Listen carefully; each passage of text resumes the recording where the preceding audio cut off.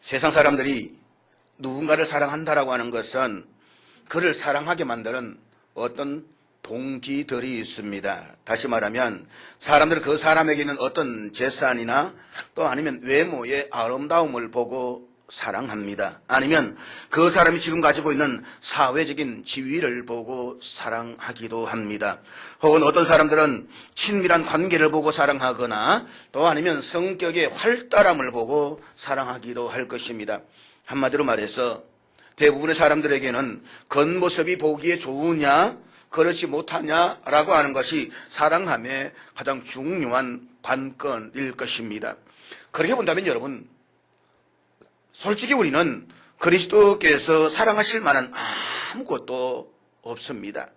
오히려 우리 안에는 추함과 그리스도를 대적하는 마음만이 있을 뿐입니다. 더구나 그리스도께서 지극히 혐오스러워하시는 더러움과 정오하시는 사악함만이 있을 뿐입니다. 그런데 여러분, 바로 이와 같은 것들이 우리의 주님이신 그리스도께서 저와 여러분을 사랑하시는 유일한 동기라는 사실을 아십니까? 사람들이 사랑할 수 있는 동기로 삼는 것과 또 사람들 하여금 여러분들을 사랑하게 만드는 것은 그리스도께서 저와 여러분을 사랑하실 때에 아무런 동기도 되지 못합니다. 네가 잘생겼느냐 못생겼느냐 키가 170이냐 150이냐 그거는 하나도 따지지를 않습니다. 기억하십시오. 예수님께서 어떤 이유로 저와 여러분을 사랑하시게 되었는지 그것은 여러분 자신에게서 나온 것은 전혀 아닙니다. 그것은 그분의 마음속에 있는 긍휼함과 사랑에서 나온 것입니다. 예수 그리스도 그분은 정말 값없이 저와 여러분을 사랑하고 계십니다. 실로 그리스도께서는 저와 여러분 안에 자신이 사랑할 만한 것을 전혀 발견하지 못했음에도 불구하고 우리를 지극히 사랑하셨습니다. 그런데 여러분은 여러분 마음을 거는 너무 많은 동기들을 가지고 그리스도 앞에 서려고 하지는 않습니까? 예수님께서는 여러분이 추한 모습을 하고 있을 그때에 여러분을 사랑하셨습니다. 그런데 여러분은 지극히 완전한 아름다움을 보유하고 계신 그리스도를 사랑하고 있지는 않습니까? 쉽게 말하면 십자가의 예수님이 아니라 영광의 예수님만을 사랑하고 있지 않느냐 이 말입니다. 무엇보다도 그리스도 제자인 우리가 이웃과 형제를 사랑하는 동기에도 이유가 있을 수 없다는 사실을 잊지 마십시오. 그렇지만 솔직히 우리는 지금도 자신의 마음을 끄는 동기들을 너무 많이 가지고 이웃과 형제들을 대면하고 있지는 않습니까? 형제와 이웃들을 어떤 자세로 사랑하고 받아들여야 될 것인가? 우리 이 물음에 대한 대답을 빌레몬서를 통해서 계속해서 들을 수가 있는 것입니다. 사실 어느 다른 집의 노예들처럼 대하지 않고 그리스도의 사랑으로 품어 주었음에도 불구하고 그것을 이용하여 어느 날 자신의 상대한 재산을 훔쳐서 도망을 쳤던 오네시모. 그런데 어느 날 그 오네시모가 바울이 쓴 편지와 함께 자신 앞에 또 등장합니다. 그리고 바울이 빌레몬을 향해서 그리스도를 향한 너의 사랑과 믿음을 내가 익히 잘 듣고 있노라고 말하면서 이 오네시모를 통해서 이제 지금까지 네가 믿어왔던 그 믿음과 사랑을 한번 증명해 보이라고 말씀을 합니다. 어쩌면 듣기도 싫은 그 이름, 보기도 싫은 그 얼굴 오네시모, 빌레몬은 지금까지 자신이 고백하면서 믿어왔던 이 믿음과 사랑을 시험받는 중요한 시간 앞에 서 있습니다. 사랑하는 여러분, 묻습니다. 당신이 만약에 빌레몬이라고 한다면 어떤 결단을 하시겠습니까? 빌레몬은 우리에게 끊임없이 이 질문을 던지고 있습니다. 그리스도인이면서도 내 마음속에 큰 부담과 아픔을 주었던 형제와 이웃을 내가 사랑할 수 있을까? 오늘 본 8절부터 14절까지는 오네시모를 위한 사랑으로 가득한 바울의 간곡한 호소가 기록되어져 있습니다. 본문 8절 말씀 다시 한번 볼까요? 본문 8절 말씀 같이 읽겠습니다. 시작. 여기서 우리는 사도적인 권위를 사용할 수 있지만 이 권위를 사용하지 않고 사랑으로 호소하고 있는 바울의 모습을 보게 됩니다. 지금까지 바울과 빌레몬의 관계를 생각했을 때에 아주 담대하게 내게 마땅한 일로 당연히 명령할 수도 있었습니다. 그렇지만 바울은 그렇게 하지 않고 사랑으로 호소한다라고 말합니다. 다시 말하면 바울은 그의 사도적 권한으로 명령하는 대신에 빌레몬에게 사랑의 간곡한 호소를 띄우고 있는 것입니다. 그렇습니다. 그리스도의 참 사랑이 있는 곳에서 내가 명령하노니 라고 하는 말은 필요가 없는 것입니다. 대신 내가 명령하노니 라는 말은 내가 간구하노니 라는 말로 변해져야만 하는 것입니다. 바울은 사랑의 힘이 명령의 힘보다 강하다는 사실을 알고 있었습니다. 바울은 빌레몬을 신앙의 길로 이끌었던 서성이었습니다. 그리고 지금 그가 부탁하려고 하는 오네시모를 받아달라고 하는 것도 그리스도인으로서는 지극히 당연한 도덕적 요청이었습니다. 그러므로 바울은 그의 사도적 권위로 확신 있게 명령할 수 있는 위치에 서 있었다라고 말할 수가 있습니다. 그러나 그는 명령하는 방법보다는 차라리 사랑으로 호소하는 방법을 선택을 했습니다. 어떤 한 유명한 설교하는 이런 말을 했습니다. 올바른 말을 하는 것도 중요하지만 사랑으로 말하는 것은 더 중요하다. 옳은 말입니다. 한번 생각해 보십시오. 옳은 말을 하는 것도 중요합니다. 그렇지만 사랑의 말을 하는 것은 훨씬 더 중요합니다. 아마도 현대교회가 경험하는 대부분의 문제는 올바른 소리가 없어서가 아니라 사랑에서 우러나오는 소리가 없기 때문에 일어나는 문제라고 판단을 합니다. 한번 교인들이 다투기 시작하면 신앙이 없는 사람들보다 더 난처한 모습을 보일 때가 얼마나 많이 있는지 모릅니다. 왜냐하면 상방이 다 정의의 깃발 아래에서 싸우게 되기 때문인 것입니다.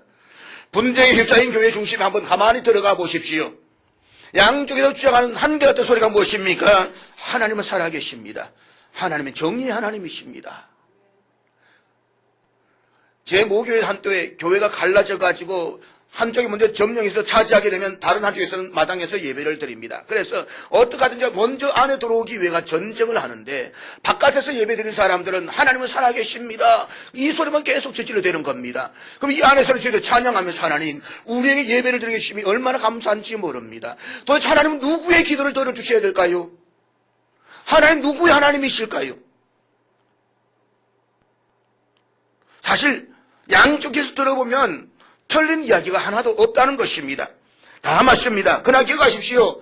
올바른 소리만으로는 결코 그런 문제를 해결할 수가 없다는 것입니다. 그 올바른 소리보다 더 중요한 것은 우리가 정말로 사랑으로 말할 수 있느냐라고 하는 것입니다. 오늘 부부간의 문제가 무엇입니까? 몰라서가 아닌 것입니다. 올바른 소리 때문에가 아니라 사랑이 없음에 문제가 있는 것입니다. 오늘 우리의 관계도 마찬가지입니다. 성도들 간에 몰라서 문제인 것입니까? 성경을 모르십니까? 아니에요. 몰라서 문제가 아니라 사랑이 없음의 문제였다라고 하는 것입니다. 사도 바울, 그는 권위주의적인 사람도 아니었고 율법주의적인 방법으로 사람들을 억압하고 누름으로써 자신의 목적을 성취하려고 하지도 않았습니다. 그는 오히려 임정 어린 사랑의 호소를 보내고 있습니다. 본문 9절 말씀 한번 거쳐보겠습니다. 9절 말씀 다 같이 읽겠습니다. 시작. 여기 사도 바울은 나이가 많은 나 바울은 이라고 말합니다. 이때 바울의 나이가 약 55세 전후였을 것이라고 추정을 합니다. 옛날에는 55세 정도가 되면 나이가 많은 것으로 간주되었습니다. 왜냐하면 평균 수명이 짧았기 때문인 것입니다.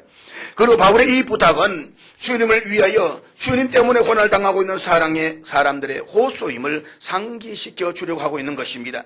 그래서 9절의 말씀을 이렇게 바꾸어서 말할 수도 있을 것입니다. 다시 말씀드립니다. 주님을 위하여 고생하며 복음을 전하다가 감옥에 들어와 호소하는 이 늙은이의 부탁을 좀 들어주시오. 원래 그렇지 않습니까? 나이 많은 분이 부탁하면 젊은 사람이 그래도 미안해서라도 예의상 들어주는 경우가 있지 않습니까? 아마 그런 마음의 표현이라고 볼 수가 있는 것입니다. 제사를 훔쳐서 도망을 친 한 노예, 그는 예수를 믿고 변화된 노예 오네시모를 위한 이 간곡하고 눈물겨운 바울의 겸손한 호소에서 우리는 사도 바울의 뜨거운 사랑을 접할 수가 있는 것입니다. 사랑하는 여러분, 도대체 바울이 이 노예와 어떤 상관이 있다는 말입니까? 도대체 어떤 상황이 있기 때문에 이처럼 바울이 친필로 편지를 쓰고 있는 것입니까? 바울의 쓰신 대부분은 대필하고 있는 것입니다. 대신 써줬던 것이 대부분이란다면 이 빌레몬서 내가 친필로 직접 쓰고 있다고 말할 정도로 이 오네시모 어떤 관계의 사람인 것입니까? 본문 10절 말씀입니다. 우리 10절 같이 읽겠습니다. 시작. 이 말씀에서 오네시모를 향해서 갇힌 중에서 나온 아들이라고 부르는 이유는 바울이 옥중에서 전도한 신앙의 아들이었기 때문입니다. 바울은 로마 감옥에 갇혀 있었습니다. 그때 만나게 돼서 복음을 전하고 그리스도 앞으로 돌아온 사람들 가운데 한 사람이 바로 이 오네시모였습니다. 다시 말하면 갇힌 중에서 믿음으로 나온 아들이나 마찬가지였습니다. 그러므로 이 호소는 영적인 아버지 바울이 영적인 아들 오네시모를 위해서 간구하는 호소라고 말할 수가 있습니다. 우리 이 말씀에서 또 한 가지 기억해야 할 중요한 사실이 있습니다. 그것은 바울의 전도가 책임 있는 전도였다는 것입니다. 현대의 어느 유명한 전도학자는 이런 말을 했습니다. 20세기 현대 교회가 크게 반성해야 될 것은 책임 없는 전도를 너무 많이 하고 있다는 것이다. 전도하는 사람도 드물지만 전도한다라고 할지라도 우리는 너무 책임 없이 전도하고 있다는 사실입니다. 우리 때때로 어떤 사람 만나서 예수 믿으세요 라고 말로 전도를 합니다. 그리고 그냥 지나쳐버리고 마는 것입니다. 그래서 성경에서 볼 수 있는 초대교회 전도 방법은 그렇지가 않았습니다. 만나서 전도하고 기도하고 그 사람이 결실해서 믿게 되면 끊임없이 그 영혼을 돌아봅니다. 그래서 그가 그리스도 안에서 신앙이 견고해지고 성숙해질 때까지 계속적으로 돌보고 있는 과정을 우리 성경을 통해서 볼 수가 있는 것입니다. 만일 우리가 어떤 사람에게 전도를 할 때에 예수 믿으십시오 라고 말을 했다라고 하십시다. 아니 한번 교회에 데리고 나왔습니다. 말씀을 듣고 그 사람 믿겠다라고 이야기를 합니다. 그런데 그 다음에 우리는 그 사람 잘 믿겠지 라고 하고 그대로 방치해버릴 경우가 얼마나 많이 있습니까? 이것은 마치 어떤 어머니가 자기 자식을 낳은 다음에 혼자 잘 자라겠지라고 그대로 방치해버리는 비정한 어머니와 다를 것이 하나도 없다는 것입니다. 어린아이를 낳은 어머니는 어린아이를 양육해야 할 책임이 있습니다. 신앙도 마찬가지인 것입니다. 양육을 동반하지 않는 전도, 다시 말하면 그 영혼의 신앙을 끝까지 돌보지 않는 전도가 바로 책임 없는 전도인 것입니다.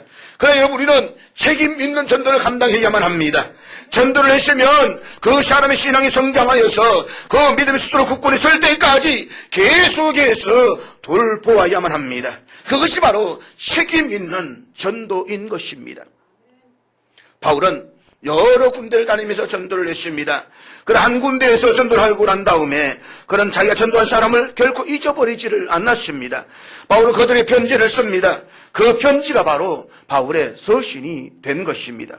또 자기가 갈 수 없으면 누군가를 대신 보내서 그 사람의 신앙을 끝까지 돌아보게 합니다.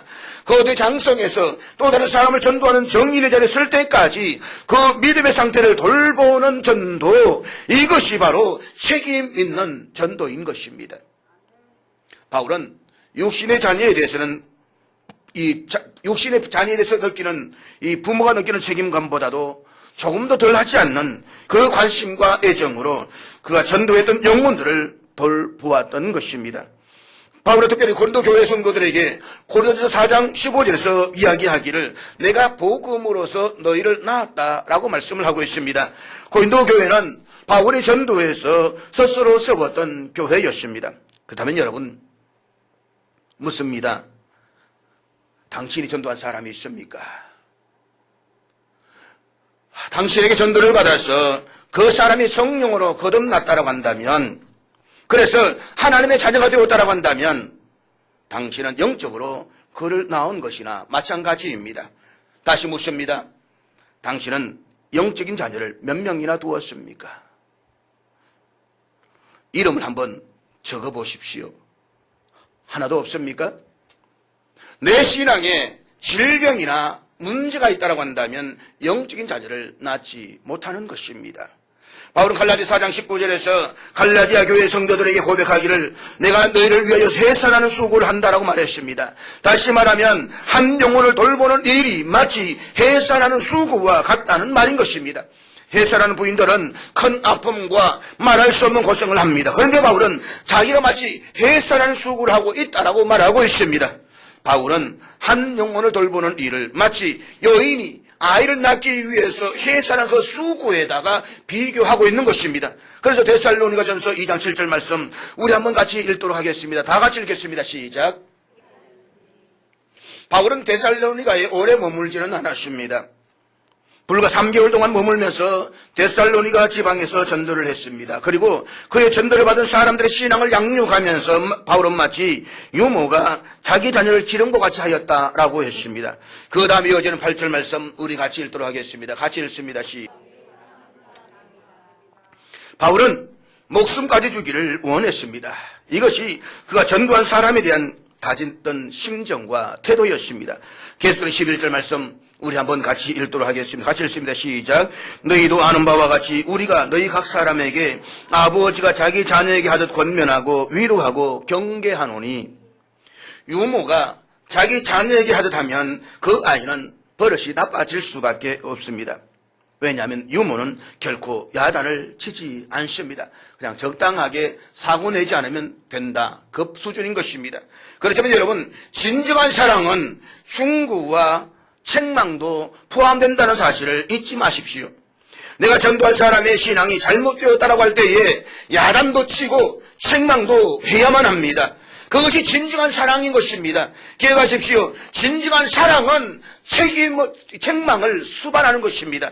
그래서 바울은 아버지가 자기 자녀에게 하듯 권면하고 위로하고 경계하노니 라고 말하고 있는 것입니다. 바로 이것이 내가 전도한 사람에게 가져야 할 신앙적 올바른 자세인 것입니다. 어머니가 자식에게 하듯이 또 아버지가 자기 자녀에게 하듯이 그렇게 돌보는 일 말입니다. 바울에게는 그런 신앙의 아들들이 많이 있었습니다. 바울이 결혼을 했는지 안 했는지 알 수 없습니다. 그러나 그가 독신으로 살았던 것만은 분명한 사실입니다.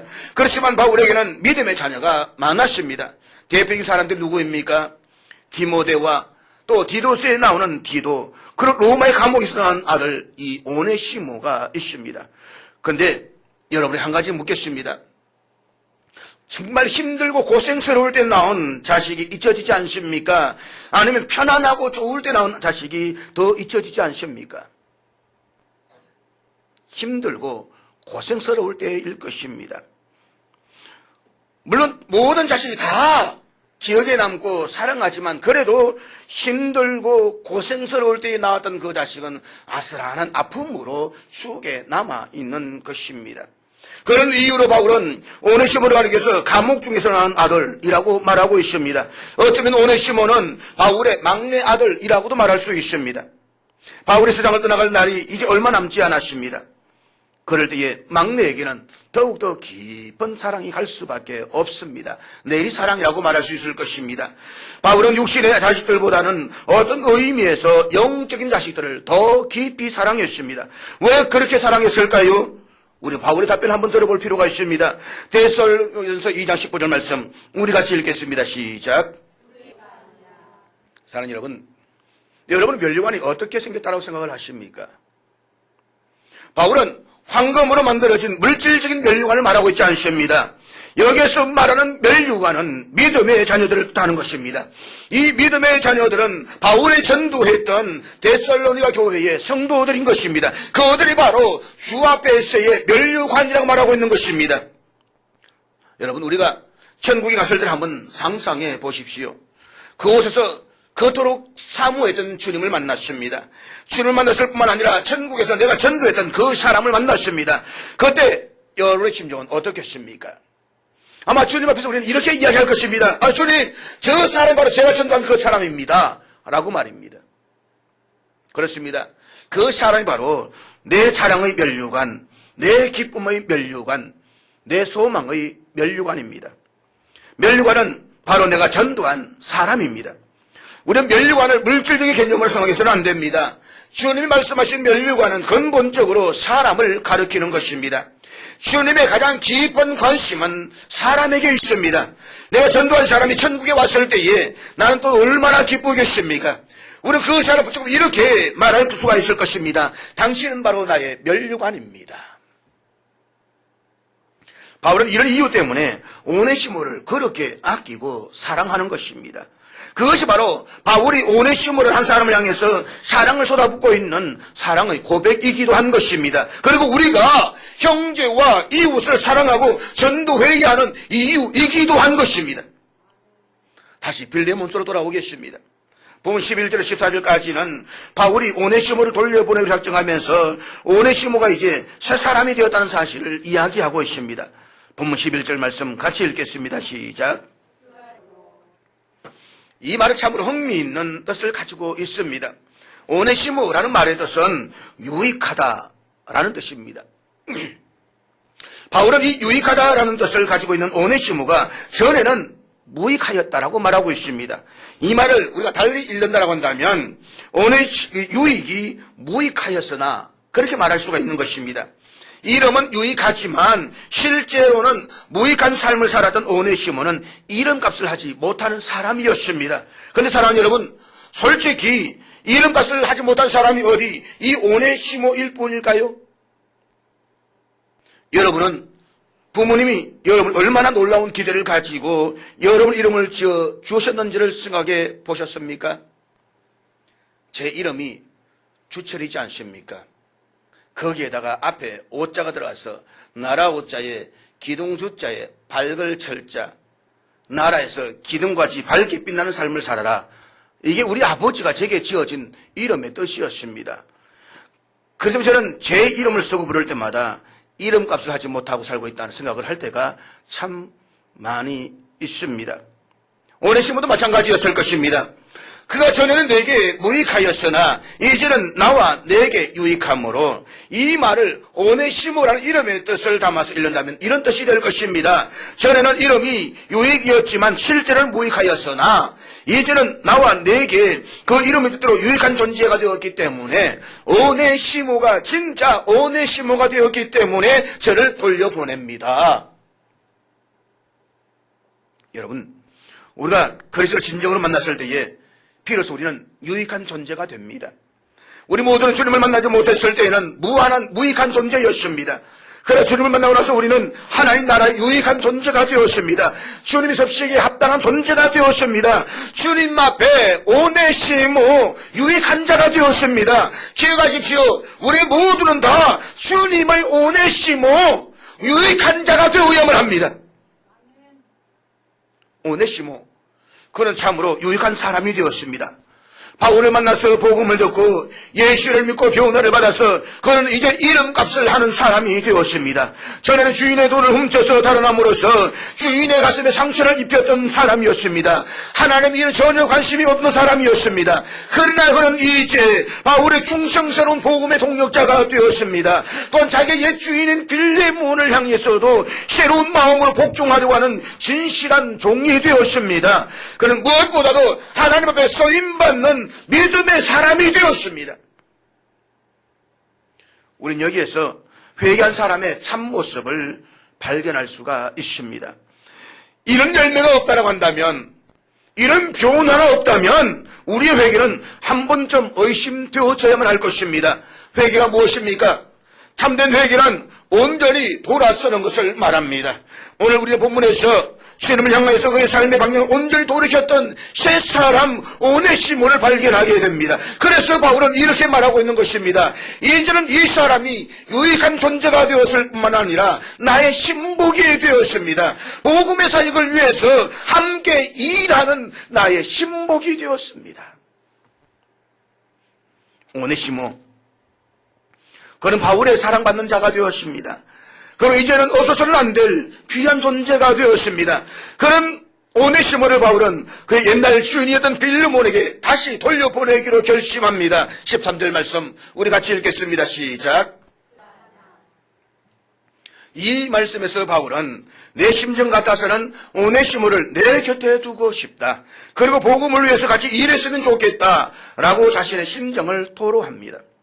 그러나 계속되는 그 다음 절인 14절 말씀을 보시기를 바랍니다. 14절 말씀 다 같이 읽겠습니다. 시작. 다만 내 성낙이 없이는 내가 아무것도 하기를 원하지 아니하노니 이는 너의 선한 일이 억지같이 되지 아니하고 자의로 되게 하려 함이라. 오네시모의 본래 주인은 빌레몬입니다. 바울은 그와 같은 이유로 인해서 빌레몬의 성낙이 없이 아무것도 하기를 원하지 않는다라고 말하고 있습니다. 어쩌면 빌레몬이 이렇게 말할 수도 있을 것입니다. 아니 바울 선생님, 그는 본래 제 종이었지만 선생님께서 그냥 마음껏 데리고 서십시오. 그리고 복음을 위해서 같이 일하십시오. 무슨 상관입니까? 그러나 억지로 그렇게 되기보다는 일단 너에게 돌려보내겠다. 그럼 네가 자의적으로 하는 것이 되게 하고 싶다라고 바울은 말하고 있는 것입니다. 남이 하라고 시켜서 하는 것은 진정한 봉사로서의 의미가 없습니다. 바울이 빌레몬에게 이 사람을 내가 데리고 있겠다라고 말해도 빌레몬은 그렇게 하라라고 말할 수밖에 없지 않겠습니까? 그렇지만 바울은 억지로 그렇게 하는 것보다 네가 기쁜 마음으로 스스로 한 것처럼 그렇게 되기를 원한다라고 말하고 있는 것입니다. 사실 바울은 오네시모를 돌려보내면서 빌레몬이 그를 다시 자기에게로 보내줄 것을 기대하고 있었는지도 모릅니다. 그리고 그 후에 오네시모가 다시 바울에게 돌아왔는지에 대해서도 알지 못합니다. 그러나 어찌되었든 바울은 오네시모를 돌려보냅니다. 그런데 바울은 그를 혼자 보내지 않습니다. 서론 부분에서 말했듯이 골로새서 4장 7절 이하의 말씀 보면 두기고라는 사람과 함께 오네시모를 돌려보냅니다. 이유가 무엇일까? 도망친 노예는 그 당시에 생사권이 전적으로 주인에게 달려 있었습니다. 더구나 노예가 도망을 가다가 붙잡히면 그의 이마에 붉은 글자로 F를 확 찍는 것입니다. 이것은 도망자를 따는 푸지티브라고 하는 이 F자를 확 붉은 글자로 찍어버립니다. 그래서 바울로 하여금 더욱더 간절한 사랑의 부탁이 필요했다는 것입니다. 오네시모로 하여금 과거에 잘못된 일에 대한 뚜렷한 대가를 원하는 바울의 심정을 우리는 여기에서 볼 수가 있는 것입니다. 그런 심정이 이 사건 속에 담겨져 있다는 사실을 우리는 기억해야만 합니다. 오네시모, 그는 분명히 그리스도 안에서 변했습니다. 복음을 듣고 새 사람이 되었습니다. 예수를 믿었습니다. 그리고 구원을 받았습니다. 그러나 아직 오네시모가 바로 잡아야 할 과거의 관계가 남아 있었다는 것입니다. 그것은 주인에게 피해를 입히고 자란 노예였습니다. 그 참으로 회개를 했다라고 한다면 그의 회개가 합당한 열매를 맺었어야만 합니다. 그러기 위해서라도 그 과거의 일이 교정되는 작업이 필요했다는 것입니다. 바로 이것은 바울이 오네시모를 돌려보내려 했던 목적 가운데 하나였음을 우리는 잊지 말아야 됩니다. 오늘 우리는 과거의 삶을 바로 잡으려는 결단 없이 그저 입술로만 회개를 하고 있습니다. 이 입술만의 회개를 강조하는 것이야말로 오늘 교회의 진정한 부흥을 가로막는 암적인 요소라는 사실을 우리는 잊어서는 안 되는 것입니다. 그렇다면 여러분, 회개했을 때 우리는 얼마나 자기의 과거를 바로 잡으려고 노력하고 계십니까? 오늘 그리스도인들은 자기를 둘러싸고 있는 인간관계나 여러 가지 상황들을 바로 잡으려는 구체적인 노력이 전혀 없습니다. 그러나 기억하십시오. 이것이 없는 한 참된 부흥은 일어나지 않을 것입니다. 자신의 삶을 바로 잡으려는 진전 회개가 있을 때에 하나님의 놀라운 부흥은 경험되어질 것입니다. 그 하나님 그를 사용하실 것입니다. 그것이 바울이 오네시모를 빌레몬에게 돌려보내기를 원했던 이유 가운데 하나였던 것입니다. 사도 바울이 썼던 대부분의 서신들은 여러 사람들에 보낸 편지라고 이야기할 수가 있습니다. 그런데 빌레몬서는 오네시모라는 한 노예를 위해서 쓰여있던 한 개인의 편지에 불과한 서신입니다. 그것도 주인의 재산을 훔쳐서 도망을 쳤던 노예를 위한 변호의 글에 불과한 것입니다. 그런데 여러분, 그럼에도 불구하고 이 서신이 교회사에서 전혀 의심의 여지 없이 정경으로 받아들였던 이유가 무엇입니까? 야고보서나 베드로후서나 여러 서신들은, 요한계시록 이것들은 정경에서 빼야 된다고 주장하는 신학자들이 여러 있었지만 빌레몬서에 대해서 전혀 반론의 여지조차 없다는 것입니다. 이유가 무엇입니까? 그래서 이 짧은 서신 안에 그리스도인들의 참된 삶의 모습을 진지하게 우리에게 가르쳐주고 있기 때문인 것입니다. 자신에게 심대한 경제적인 피해를 끼치고 도망갔던 노예 오네시모를 향한 주인 빌레몬의 용서와 사랑을 통해서 그리스도인으로서 참된 믿음과 사랑이 어떠해야 하는가를 오늘 우리에게 구체적으로 가르쳐주고 있는 것입니다. 마땅히 그리스도의 제자라고 한다면 어떤 삶을 살아야 될 것인가? 빌레몬처럼 살아라! 이 사실을 우리에게 말하고 있는 것입니다. 그러면 사랑하는 여러분, 우리가 마땅히 그리스도의 제자라고 한다면 이제 우리는 어떤 신앙적인 자세로 살아야 할 것인지를 오늘 이 빌레몬을 통해서 도전을 받으십시오. 그리고 기억하십시오. 우리 안에서 세상 사람들에게는 발견할 수 없는 사랑이 흘러나오게 될 때에야 사람들은 우리를 통해서 사랑의 주님을 바라보기 시작할 것입니다. 세상 사람 똑같은 수준의 사랑을 할 수는 없는 것입니다. 그래서 세상에 감동을 줄 수가 없는 것입니다. 세상 사람 도저히 사랑할 수 없는 그 사랑의 경지까지 나아가게 될 때에 세상을 감동하게 되는 것입니다. 손양훈 목사님, 자신의 그 귀한 아들 동민이와 동신이를 순교당했습니다. 그 아들 중에던 안대선이를 용서할 뿐만 아니라 그 아들을 자기의 호적의 양아들로 입적했습니다. 이 감동이 우리에게 감동을 주지 않습니까?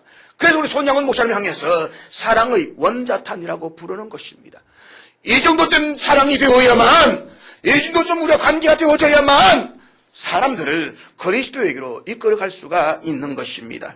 그리고 우리는 그리스도께 주시는 풍성한 사랑으로 인해서 은혜와 평강이 넘치는 삶을 살아가게 될 것입니다. 이 사랑이 있는 삶, 이 고백이 있는 삶, 그 삶을 살아갈 수 있기를 주님의 이름으로 축복합니다.